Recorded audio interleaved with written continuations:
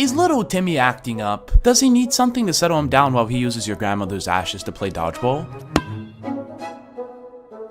Not that. You're in luck, dear viewer, for I have a show for you. A show that not only you can watch for free, but also, unlike your other options, includes no medical bills or jail time for that matter.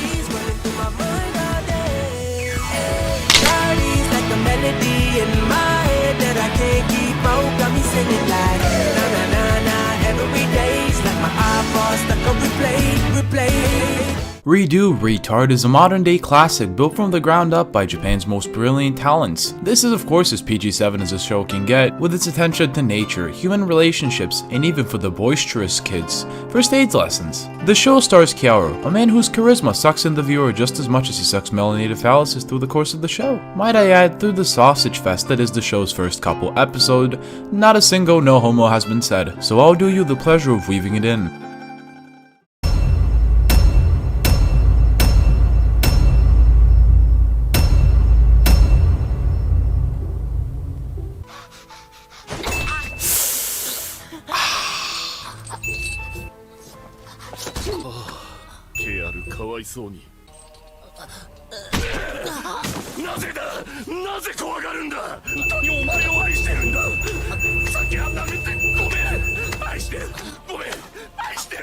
Our daddy taught us not to be ashamed of our dicks, especially since they're such good size and all.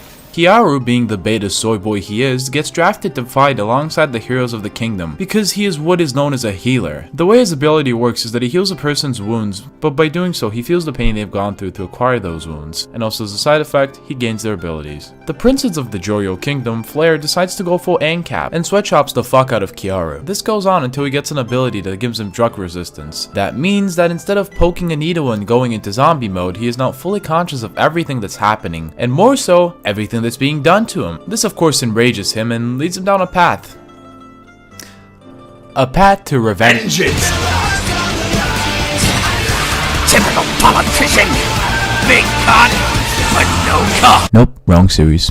My bad. At the midpoint of episode 1, we can see everyone finding the Demon Lord, but when they're in need of healing, Kyaru just tells him to go suck a fat one and kills her by himself. The Demon Lord drops the Philosopher's Stone, which by the looks of it seems to have the ability to grant any wish the user has, and as such, Kyaru decides to go to the point in time before he met Flare, with his current knowledge of course. And with this, his journey for revenge begins. The first thing Kyaru does when he leaves is change his face structure, so that no one can notice it's actually him. We got the squad ready to go in their new drip. And the rest is, or soon enough will be, history. I hate to state the obvious, but criticizing the show for bad character writing is sort of like criticizing The Room for how low budget the sets are. You're not incorrect, but what you are is missing the appeal. Make no mistake, this is shock humor through and through, with some fab material sprinkled in. If that's not for you, that's alright. I see people on YouTube dismissing the show for not living up to their expectations of what a proper anime is, and I honestly find it comical because they seem so oblivious as to why it's liked. It's just mindless shock entertainment that's best enjoyed while intoxicated. The same people happen to be the ones dick-sucking shows like Legend of the Galactic Heroes while having never watched it. Just because something's deep and insightful doesn't make it fun to watch. TLDR, not every anime has to say something about the human condition.